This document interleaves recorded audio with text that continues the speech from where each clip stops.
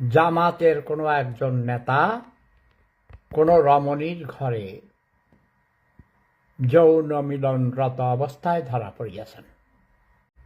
আমার কিন্তু জুতা পুরান সেই জুতার বাড়িতে যে খেয়েছে তারাই মানুষ হয়ে গেছে।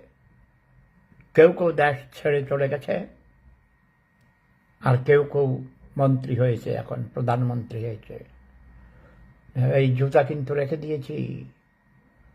ওই স্যান্ডেল, আমি চামড়ার স্যান্ডেল পুরান, ওটা পরে পরে আজকেও আমি বাইরে হাঁটতে গেছি, এই যে এইমাত্র সেই জুতা পরে এসেছি, ওটা রেখেছি। ওটাকে আমি যত্ন করে রেখেছি, মাঝে মধ্যে পরিষ্কার করি।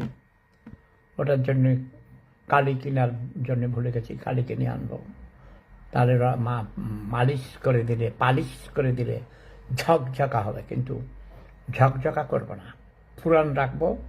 যে ছেঁড়া জুতা দিয়ে জুতা মারতেছি, এই যে যত মারছি না, ডক্টর ইউনুসকে জুতা মারতে মারতে সে পাকছে, আমার হাঁটু আপাকে জুতা মারতে মারতে সে ভাগছে।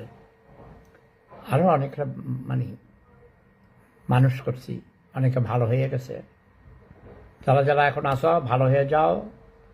তারেক রহমান ভাগিনা, তুমি এখনো আমার জুতার বাড়ি খাও নাই। ওই জুতা রেখে দিয়েছি। কালকে এক প্রফেসর সাহেব, 83 বছর বয়স, ঢাকা বিশ্ববিদ্যালয়ের অনেক প্রবীণ প্রাজ্ঞ, অনেক বড় স্কলার, একজন